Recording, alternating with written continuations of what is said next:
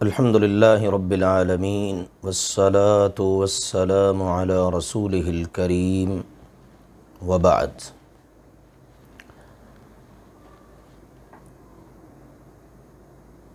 تجوید کا سبق الحمدللہ اللہ کے فضل و کرم سے ہم پڑھ رہے ہیں تاکہ اس سبق کو اور اس علم کو پڑھ کر ہم اللہ تعالیٰ کی مقدس کتاب قرآن مجید کو صحیح پڑھنے میں کامیاب ہو جائیں، کیونکہ قرآن پاک کو صحیح پڑھنا ہی مفید ہے۔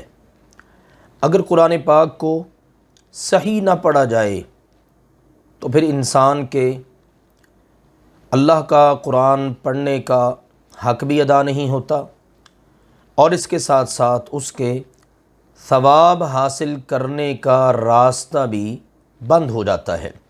لہٰذا تجوید کی جو اہمیت ہے وہ تو بالکل واضح اور مسلم ہے، اس میں اللہ کے فضل و کرم سے کوئی دوسری رائے نہیں ہے۔ تو الحمدللہ تمام طلباء و طالبات اللہ تعالیٰ سب کو سلامت رکھے، اپنے اپنے طور پر محنت کر کے کوشش کر کے یہ جو ہم باتیں پڑھتے ہیں ان کے مطابق قرآن پاک کو پڑھ کر اللہ کے فضل و کرم سے اپنے قرآن پاک پڑھنے کے انداز کو بھی درست کر سکتے ہیں، اور تجوید کے مطابق قرآن پاک پڑھنے میں بھی کامیاب ہو سکتے ہیں۔ ہمیں ہمیشہ ان چیزوں کو مد نظر رکھنا چاہیے۔ آج اللہ کے فضل و کرم سے ہم جو پڑھنے جا رہے ہیں وہ ہے حروف غنہ اور شد والے حرف کی ادائیگی۔ یاد رہے یہ جتنے بھی اسباق ہم پڑھ رہے ہیں یہ بڑی اہمیت کے حامل ہیں، اور ہر مسلمان مرد عورت کی ضرورت ہے، کیونکہ اس نے قرآن تو پڑھنا ہی پڑھنا ہے، نماز میں بھی پڑھنا ہے، ویسے بھی تلاوت کرنی ہے، تو لہٰذا ان اسباق کی اہمیت اس لیے بہت زیادہ ہے کہ جس مسلمان نے بھی قرآن کو پڑھنا ہے وہ ان اصولوں کو، ان قواعد کو، ان مسائل کو مد نظر رکھتے ہوئے قرآن کی تلاوت کرے۔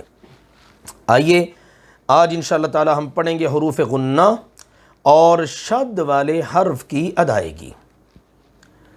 حروف غنہ یاد رہیں صرف دو ہیں۔ حروف غنہ میں آگے چل کر بتاؤں گا غنہ کیا ہے، اب یہ جان لیجئے حروف غنہ صرف دو ہے، نون اور میم۔ حروف غنہ کتنے ہیں؟ صرف دو، نون اور میم۔ ان کو غنہ، حروف غنہ کیوں کہا جاتا ہے؟ یاد رہے غنہ کا مطلب ہے ناک میں آواز کا چلے جانا، اور ناک میں آواز کو تھوڑی دیر کے لیے روک لینا یہ غنہ ہے۔ اس میں آواز گنگنی ہو جاتی ہے، یعنی گنگنی آواز سے ادا کیے جانے والے حرف وہ صرف دو ہیں، نون اور میم۔ اس لیے فرماتے ہیں ان کو ادا کرتے وقت ناک میں آواز جاتی ہے، اور یہ جو ناک میں آواز چلی جاتی ہے نا اسے غنہ کہا جاتا ہے، اور یہ صرف دو حرفوں پر جانی چاہیے، ایک نون پر اور دوسرا میم پر۔ نون اور میم کے علاوہ کسی بھی حرف کو ادا کرتے وقت ناک میں آواز نہیں جانی چاہیے۔ ہمارے یہاں بعض لوگ قرآن پڑھتے ہوئے وہ ناک میں آواز رکھتے ہوئے پڑھ لیتے ہیں، تو یہ ٹھیک نہیں ہے، بلکہ بعض اہل علم نے اس کو گناہ قرار دیا ہے، لہذا اس سے بچنا ہے۔ صرف نون اور میم کی ادائیگی کے وقت آواز ناک میں جاتی ہے تو اس کو کہا جاتا ہے غنہ۔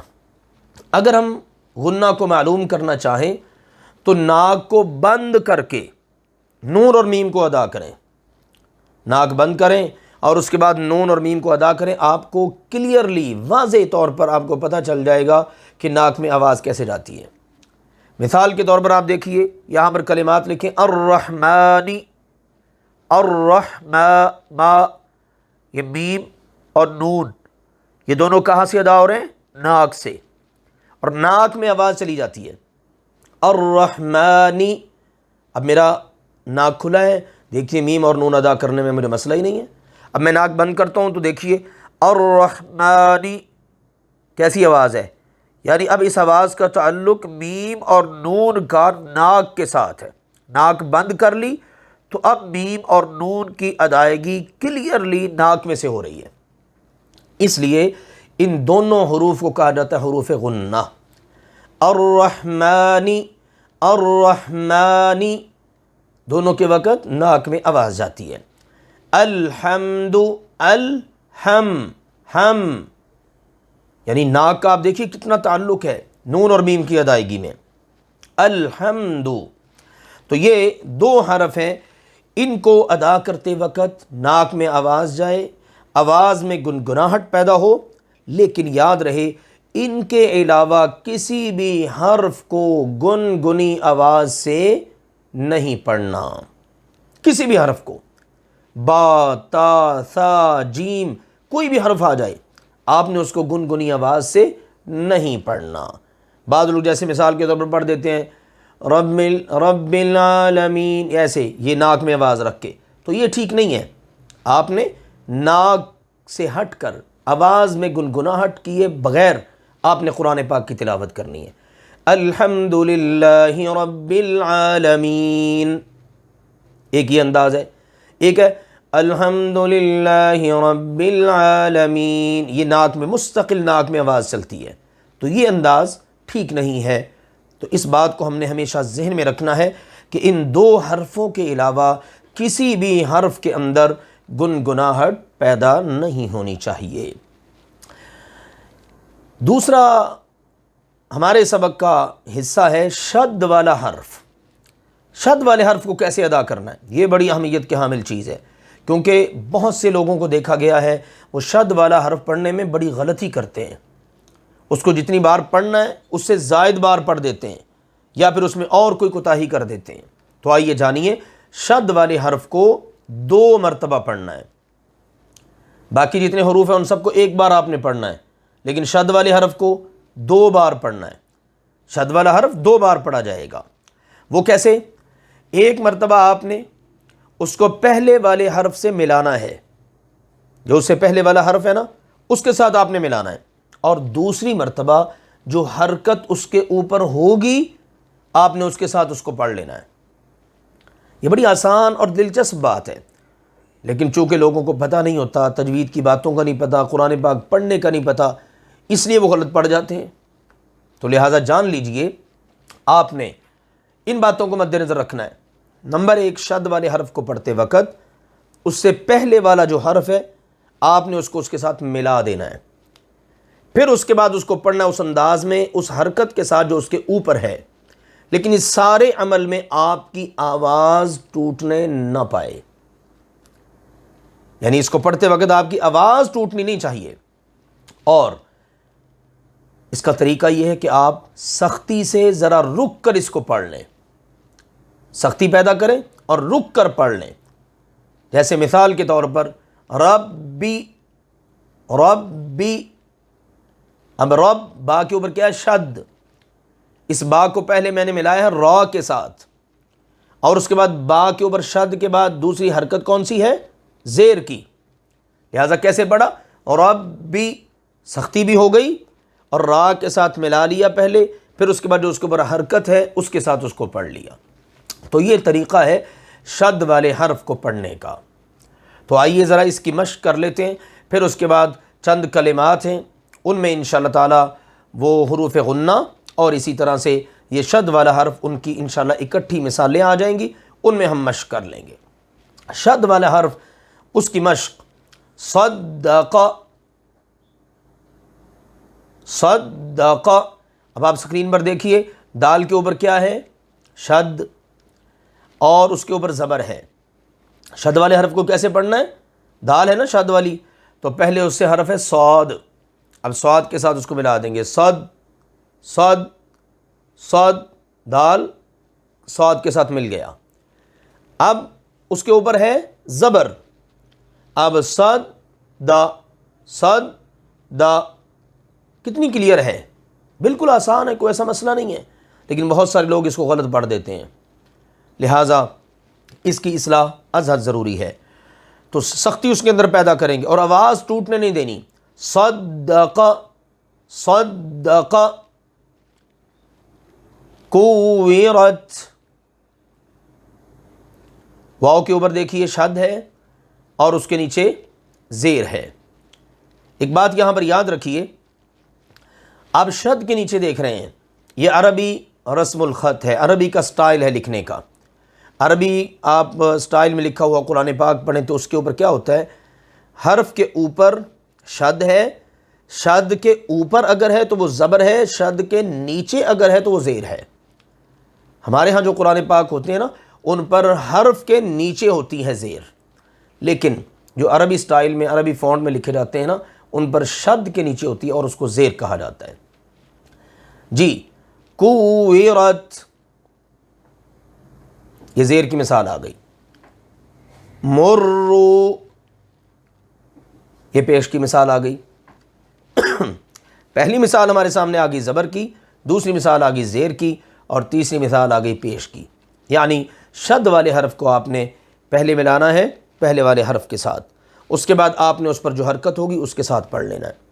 اور اس سارے عمل کے دوران آپ نے آواز کو ٹوٹنے نہیں دینا، اس میں سختی پیدا کر لینی ہے. سن لیجئے، صدق کویرت مرو، یہ ہے طریقہ شد والے حرف کو پڑھنے کا. لیجئے اب مشکل الفاظ ہیں کچھ، لیکن پڑھنے کی ہم سب کوشش کریں گے توجہ کے ساتھ. میں پڑھتا ہوں پھر وقفہ دیتا ہوں، اس دوران آپ پڑھ لیجئے. اور ان مثالوں کے اندر میم بھی آئے گی، نون بھی آئے گی، اور اسی طرح سے شد والا حرف بھی آئے گا، تو ان کو مد نظر رکھتے ہوئے ہم نے پڑھنا ہے. جی ضر مس، ضر مس. اب ضر کے اندر آپ دیکھیے را ہے، را کے اوپر شد ہے، میں نے ضاد کے ساتھ ملایا، پھر اس کے بعد اس پر دو زیر ہیں وہ پڑھ لی ضر. آگے پھر میم کو دیکھیے، میم پر کیا کریں گے، غنہ، ناک میں آواز جائے گی، اور اس کے اوپر پھر شد ہے. پھر آگے بھی دیکھیے سین پر شد ہے. پڑھنا مشکل نہیں ہے، بس یہ ذہن میں ہونی چاہیے باتیں جو ابھی کی ہیں ہم نے. ضر مس لَيَمَسَّنَّ الَّذِينَ، لَيَمَسَّنَّ الَّذِينَ، سین کے اوپر شد، نون کے اوپر شد، لام کے اوپر شد، نون بھی آ گیا ہے، غنہ کریں گے یعنی گنگنی آواز بن جائے گی. جی شر النفاثات، یہاں پر بھی دیکھ لیجیے شد والے حروف موجود ہیں. زینا السماء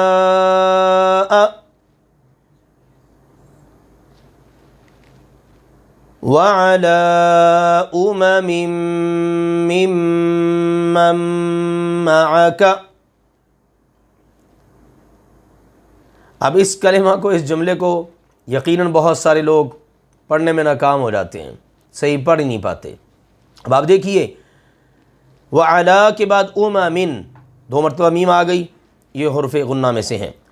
اس کے بعد میم آ گئی، میم پر شد ہے اور نیچے زیر ہے، میم میم. پھر اس کے بعد آگے میم ہے، اس میم پر شد اور زبر ہے. پھر نون ہے، نون کے اوپر جزم ہے، اور آگے پھر شد والا حرف ہے. ایک بات یہ بھی یاد رکھیے کہ جب جزم والا حرف آ جائے اور اس کے بعد شد والا حرف آ جائے تو زیادہ طاقت کس میں ہوتی ہے، شد والے حرف میں. تو آپ نے جزم والے کو چھوڑ کر پھر شد والے کو پڑھنا ہے. ٹھیک ہے، اکثر ایسا ہوتا ہے پہلے جزم والا حرف آ گیا اس کے بعد شد والا آ گیا. جب ایسی ترتیب آ جائے تو پھر آپ جزم والے حرف کو چھوڑ دیجئے اور شد والے کو پڑھ لیجئے. اب یہاں پر آپ دیکھیے 3 مرتبہ میم آ رہی ہے شد والی. وَعَلَىٰ أُمَمٍ مِّمَّن مَّعَكَ. یوں ہم نے شد والے حرف کو اور غننے والے حرف کو ادا کرنا ہے. تو یہ تھا آج کا سبق. اسی کی روشنی میں آج اللہ کے فضل و کرم سے ہم سورۃ الکوثر کی تلاوت کریں گے. اعوذ باللہ من الشیطان الرجیم بسم اللہ الرحمن الرحیم انا اعطیناک الکوثر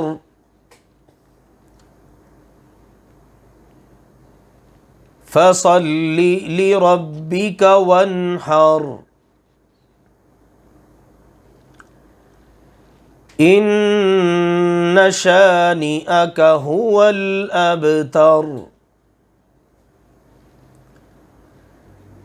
دیکھیے قرآن پاک کی سب سے چھوٹی سورہ مبارکہ کے اندر ہمارے کتنے سارے سبق کی دہرائی ہو رہی ہے۔ انا حمزہ ہے شروع میں، حمزہ اور عین کا فرق، نون آ گیا حرف غنہ، اس کے بعد حمزہ اور عین اکٹھے آ گئے، تو آ گیا تو، تا کا فرق، اعطیناک نون آ گیا غنہ کا حرف، کا کاف اور قاف کا فرق، الکوثر ثا آ گئی ہے، ثا سین صاد کا فرق، فصلی صاد آ گئی، لربک وانحر ہا آ گئی، دیکھ لیجیے ہا اور ہا کا فرق، ان شانئک هو الابتر۔ اب کون سا قاعدہ یہاں پر؟ حروف قلقلہ والا، با آ گئی نا، تو 5 حرف ہم نے پڑھے ہیں، قاف، طا، با، جیم، دال، جب ان پر جزم آ جائے تو ان پر کیا ہوتا ہے؟ قلقلہ، یعنی آپ نے اپنی آواز کو روکنا نہیں بلکہ جاری رکھنا ہے۔ اب تر، تو یوں اللہ کے فضل و کرم سے جب آپ تلاوت کریں گے تو دوران تلاوت بہت سارے سبق کی الحمدللہ دہرائی ہو جاتی ہے۔ اللہ ذوالجلال والاکرام ہم سب کو قرآن پاک کو کما حق ہو صحیح کر کے پڑھنے کی توفیق عطا فرمائے۔ آج انشاءاللہ العزیز تفسیر کے ضمن میں ہم پڑھنے جا رہے ہیں سورۃ البقرہ، اس کی آیت نمبر 14، 15 اور 16۔ انشاءاللہ تعالی ان کی بھی میں اللہ کے فضل و کرم سے تلاوت کر دیا کروں گا تاکہ ہم سب کو سن کر اندازہ ہو سکے کہ ہم نے قرآن پاک کو کیسے پڑھنا ہے۔ اعوذ باللہ من الشیطان الرجیم وَإِذَا لَقُوا الَّذِينَ آمَنُوا قَالُوا آمَنَّا وَإِذَا خَلَوْا إِلَى شَيَاطِينِهِمْ قَالُوا إِنَّا مَعَكُمْ إِنَّمَا نَحْنُ مُسْتَهْزِئُونَ اللَّهُ يَسْتَهْزِئُ بِهِمْ وَيَمُدُّهُمْ فِي طُغْيَانِهِمْ يَعْمَهُونَ أُولَئِكَ الَّذِينَ اشْتَرَوُا الضَّلَالَةَ بِالْهُدَى فَمَا رَبِحَتْ تِجَارَتُهُمْ وَمَا كَانُوا مُهْتَدِينَ۔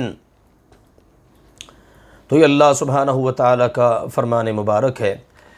فرمایا اللہ تعالیٰ نے وَإِذَا، اور اذا جب، اور جب لقو وہ ملتے ہیں، ملاقات کرتے ہیں، ان کی ملاقات ہوتی ہے، ان سے مراد منافق، اور جب منافق لوگ ملتے ہیں، الذین ان لوگوں سے، آمنو جو ایمان لائے، یعنی منافق لوگوں کی ایمان والوں سے جب ملاقات ہوتی ہے، قالو تو منافق لوگ کہتے ہیں، آمنا ہم ایمان لائے، ہم بھی مومن ہیں، ہم تمہارے ساتھ ہیں۔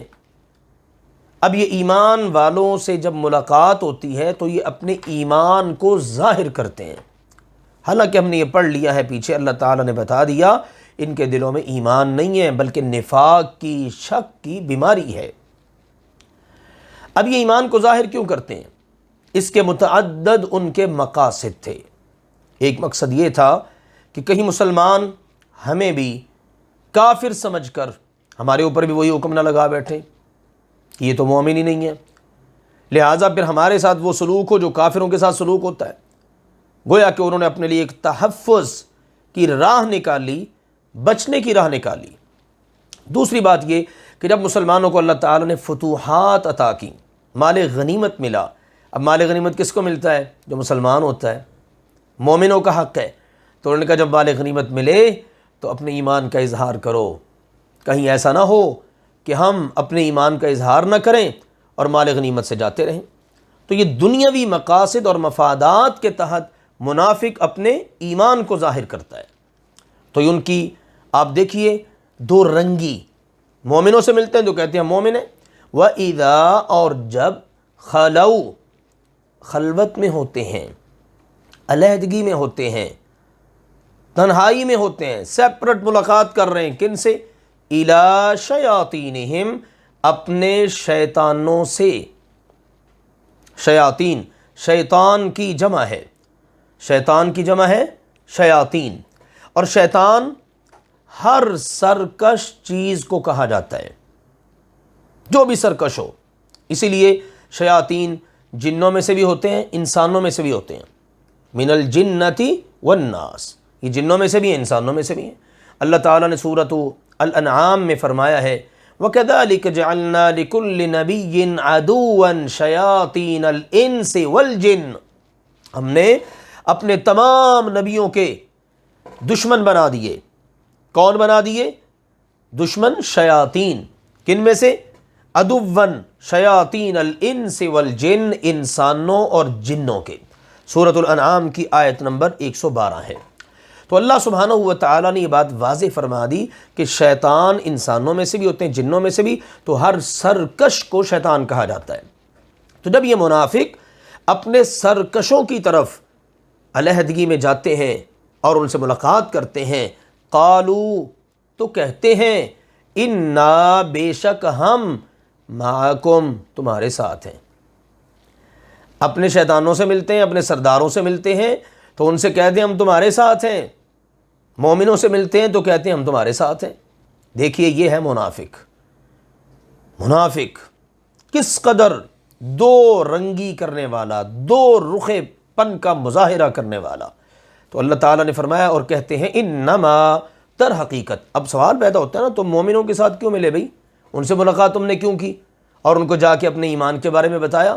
تو اس کا جواب ساتھ ہی دے دیتے ہیں انما، در حقیقت، نحن ہم، مستہزئون مذاق اڑانے والے ہیں۔ ہم مومنوں کا مذاق اڑا رہے تھے، ہم ان کو حقیر سمجھتے ہوئے ان کا مذاق اڑا رہے تھے، ان کو بدو بنا رہے تھے، معاذ اللہ۔ تو یہ ہے منافقوں کا طرز اور انداز کہ وہ ایمان والوں کو، کہ جن کے بارے میں نبی کریم صلی اللہ علیہ وسلم نے بتا دیا انا امۃ امیہ، ہم تو سیدھے سادے لوگ ہیں، ہمیں دو نمبری، چالاکی، تیزی اور یہ چیزیں آتی نہیں ہیں۔ منافق ان ساری چیزوں کا سہارا لیتا ہے اور اپنی ان چالاکیوں کے ذریعے وہ مومنوں کو معاذ اللہ اپنے مذاق اور استہزاء کا نشانہ بناتا ہے۔ تو اللہ سبحانہ و تعالی نے پھر ایسے لوگوں کو جواب دیا ہے۔ اللہ نے فرمایا اللہ تعالی یستہزئ، مذاق اڑائے گا، اللہ تعالیٰ استہزاء کرے گا، بہم، ان کے ساتھ۔ اللہ تعالیٰ ان کا مذاق اڑائے گا، کن کا؟ یعنی منافقوں کا۔ یہ در حقیقت منافقوں کو ان کے انداز میں ہی جواب ہے۔ قرآن پاک میں جہاں بھی اللہ تعالیٰ کے لیے ایسے کلمات استعمال ہوئے، ایسے الفاظ استعمال ہوئے، مثلا اللہ تعالیٰ کا مذاق کرنا، اللہ سبحانہ و تعالیٰ کے لیے اور اس طرح کے الفاظ، تو ان کا اصل میں مراد اور مطلب یہ ہوتا ہے کہ اللہ تعالیٰ ان کو انہی کی زبان میں جواب دے گا۔ وَجَزَاءُ سَيِّئَةٍ سَيِّئَةٌ بِمِثْلِهَا، برائی کا جواب اس کے مثل برائی میں دینا بالکل جائز ہے۔ تو یہ اللہ تعالیٰ کی طرف سے در حقیقت مقابلے اور جواب کے طور پر یہ کلمات استعمال ہو رہے ہیں جو اللہ سبحانہ و تعالیٰ نے واضح کیے ہیں۔ تو ان منافقوں اور مشرکوں سے اللہ سبحانہ و تعالیٰ ویسا ہی معاملہ کرے گا جیسے یہ دنیا میں اللہ کے بندوں کے ساتھ معاملہ کر رہے ہیں۔ اور ایک بات اہل علم نے یہ بھی بیان کی ہے کہ استہزاء کے مقابلے میں ان سے استہزاء کرے گا اور ان کے مکر و فریب کی اللہ انہیں سزا دے گا۔ یہ ہے اللہ تعالیٰ کی طرف سے اس بات کا جواب۔ اور اس بات پر امت کے تمام اہل علم کا اجماع ہے کہ لہو و لعب کے اعتبار سے مکر و فریب اور مذاق جیسے الفاظ اللہ تعالیٰ کی ذات گرامی کے لیے استعمال نہیں ہو سکتے۔ ہاں البتہ اس بات میں کوئی مضائقہ نہیں کہ یہ الفاظ انتقام، مقابلہ، عدل اور جزا سزا کے طور پر استعمال کیے جا سکتے ہیں، اسی لیے اللہ تعالیٰ نے ان کو استعمال فرمایا ہے۔ تو اللہ ذوالجلال والاکرام نے واضح فرما دیا کہ اللہ تعالیٰ ان کا مذاق اڑائے گا، اور وہ مسلمانوں کا چونکہ مذاق اڑاتے، مسلمانوں کو مذاق اڑا کر ان کو معاذ اللہ کھیل تماشا سمجھتے اور سمجھتے کہ مسلمانوں کو ہماری چالاکیوں کا کیا پتہ ہے، تو اللہ سبحانہ و تعالیٰ نے فرمایا پہلی بات تو یہ ہے کہ اللہ تعالیٰ ان کا مذاق اڑائے گا۔ بعض اہل علم نے فرمایا اس کا تعلق دنیا کے ساتھ ہے کہ اللہ ان کا مذاق اڑاتا ہے، اور بعض اہل علم فرماتے ہیں قیامت کے دن کے ساتھ اس کا تعلق ہے کہ قیامت کے دن اللہ ان کو جب سزا دے گا نا تو اللہ ان کا مذاق اڑائے گا۔ وَيَمُدُّهُمْ، اور اللہ تعالیٰ انہیں ڈھیل دے رہا ہے، اللہ انہیں لمبا کر رہا ہے، مد سے یمدو، اللہ ان کی رسی دراز کر رہا ہے، اللہ ان کو ڈھیل دے رہا ہے، فی طغیانہم، اپنی سرکشی میں، یعمہون، وہ بھٹکتے پھر رہے ہیں اپنی سرکشی میں۔ یہ منافقوں کا حال ہے، سرکش ہیں، باغی ہیں، سرکش شیطانوں سے ملتے ہیں، اور اس طرح سے سرگرداں، حیران، پریشان، کوئی سمجھ نہیں آتی، کوئی چین نہیں، کوئی قرار نہیں، کوئی قلبی اطمینان نہیں، لہٰذا ایسی ہی حالت کے اندر وہ اندھے ہو کر بھٹکتے پھر رہے ہیں۔ اللہ تعالیٰ نے یہاں پر یعمہون کا کلمہ استعمال کیا ہے، جس کے بارے میں مفسرین فرماتے ہیں العمہ کے معنی گمراہی کے ہیں، یعنی وہ اپنی گمراہی کے اندر سرگرداں، حیران اور پریشان بھٹکتے پھر رہے ہیں، اور اس میں سے وہ کبھی نکلیں گے نہیں، کیونکہ اللہ ذوالجلال والاکرام ان کو نکالے گا ہی نہیں۔ پھر اللہ سبحانہ و تعالی نے واضح کیا، فرمایا اولئک، یہی وہ لوگ ہیں، الذین، جنہوں نے، اشتروا، خرید لیا ہے، الضلالۃ، گمراہی کو، بالہدی، ہدایت کے بدلے میں، یعنی ہدایت جیسی انتہائی قیمتی چیز قیمت میں دے کر گمراہی کو لے لیا۔ یہ ہے منافقوں کی حالت۔ ہدایت ان کی دہلیز پہ آ گئی، محمد مصطفیٰ صلی اللہ علیہ وسلم مدینہ منورہ میں تشریف لے آئے، ہادی اعظم، اب ان کی طرف سے رہنمائی ملنے کے باوجود اب انہوں نے کیا کیا؟ کہا اس ہدایت کی ہمیں ضرورت نہیں ہے، یہ ہدایت لے لو، اور کافروں سے، اپنے سرکش شیطانوں سے جا کر انہوں نے گمراہی کو لے لیا۔ تو یہ سودا ان کا بڑا خطرناک اور بڑا غلط ہے، جیسے اللہ نے دیگر قوموں کے بارے میں بتایا ہے، فَاسْتَحَبُّوا الْعَمَىٰ عَلَى الْهُدَىٰ، انہوں نے ہدایت کے اوپر اندھے پن کو ترجیح دی، کہا ہم اندھا ہی رہنا چاہتے ہیں، ہمیں ہدایت کی ضرورت نہیں ہے۔ تو اللہ تعالیٰ نے فرمایا فَمَا رَبِحَتْ، پس نہیں فائدہ دیا، فا پس ما نہیں، ربحت فائدہ دیا، تجارتہم، ان کی تجارت نے، یہ ان کی تجارت، یہ ان کی ڈیل، اس نے ان کو کوئی فائدہ نہیں دیا، وما کانوا، اور نہ تھے وہ مہتدین، ہدایت پانے والے، اس میں ان کو کوئی راستہ بھی سجھائی نہ دیا کہ کس راستے کو اختیار کریں۔ تو یہ ہے ان کی حالت، اور یہ ہے ان کا انداز کہ ہدایت کو چھوڑ کر گمراہی کو حاصل کر کے اب بس گمراہی کے اوپر زندگی گزار رہے ہیں، اور ایسے ہی لوگوں کے دلوں پر پھر اللہ مہر لگا دیتا ہے۔ اسی لیے اللہ نے منافقوں کے بارے میں سورۃ المنافقون میں فرمایا ذَلِكَ بِأَنَّهُمْ آمَنُوا ثُمَّ كَفَرُوا فَطُبِعَ عَلَىٰ قُلُوبِهِمْ، یہی وہ لوگ ہیں کہ جنہوں نے ایمان لانے کے بعد پھر کفر کر دیا، تو اللہ نے ان کے دلوں پر مہر لگا دی، اب مہر لگ گئی ہے تو یہ گمراہی کی حالت میں ہی رہیں گے۔ امام ابن جریر رحمہ اللہ تعالی نے، سیدنا قتادہ بہت عظیم مفسر ہیں رحمہ اللہ تعالی، ان سے اس آیت کی تفسیر کے ضمن میں بڑی خوبصورت بات ذکر کی ہے۔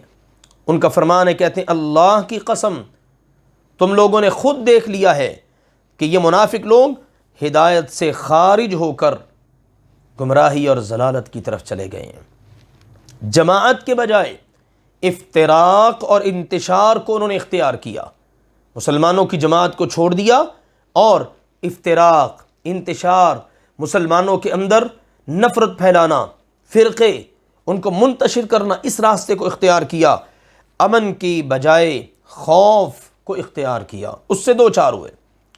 یعنی امن تو اللہ تعالیٰ دیتا ہے ایمان کی بنیاد پر، اب انہوں نے منافقت کو اختیار کر لیا ہے۔ اور آخری بات فرماتے ہیں اور سنت کے بجائے انہوں نے بدعت کو اختیار کر لیا ہے۔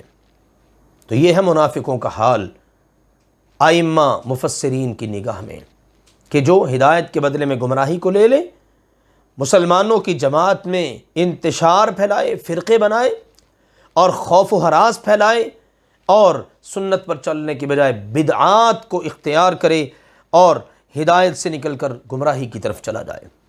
تو یہ منافقوں کی ادائیں ہیں۔ آئیے اللہ تعالیٰ کے اس قرآن کو مد نظر رکھتے ہوئے اور ان تعلیمات کو اپنے پیش نظر رکھتے ہوئے ہمیشہ منافقوں کی ہر قسم کی ادا سے اپنا دامن ہمیشہ بچاتے رہنے کی اللہ ہمیں توفیق عطا فرمائے، اور ہم اس بات کی ہمیشہ کوشش کرتے رہیں۔ تو اللہ تعالیٰ کا فرمان ہے وَإِذَا لَقُوا الَّذِينَ آمَنُوا، اور جب منافق لوگ ایمان والوں سے ملتے ہیں، قَالُوا آمَنَّا، تو کہتے ہیں ہم ایمان لائے، وَإِذَا خَلَوْا إِلَىٰ شَيَاطِينِهِمْ، اور جب وہ اپنے شیطانوں سے، اپنے سرکش سرداروں سے خلوت میں ملتے ہیں، قَالُوا إِنَّا مَعَكُمْ، تو کہتے ہیں بے شک ہم تمہارے ساتھ ہیں، انما نحن مستہزئون، بے شک ہم تو مذاق کرنے والے ہیں۔ اللہ یستہزئ بہم، اللہ تعالیٰ بھی ان کا مذاق اڑائے گا، ویمدہم فی طغیانہم یعمہون، اور اللہ انہیں ان کی سرکشی میں ڈھیل دے رہا ہے اور وہ اپنی سرکشی میں بھٹکتے پھرتے ہیں۔ اولئک الذین اشتروا الضلالۃ بالہدی، یہی وہ لوگ ہیں جنہوں نے ہدایت کے بدلے میں گمراہی کو حاصل کر لیا۔ فما ربحت تجارتہم، پس نہ تو ان کی تجارت میں انہیں کچھ فائدہ دیا، وما کانوا مہتدین، اور نہ ہی وہ ہدایت پانے والے ہیں۔ سبحانک اللہم وبحمدک، نشہد ان لا الہ الا انت، نستغفرک ونتوب الیک۔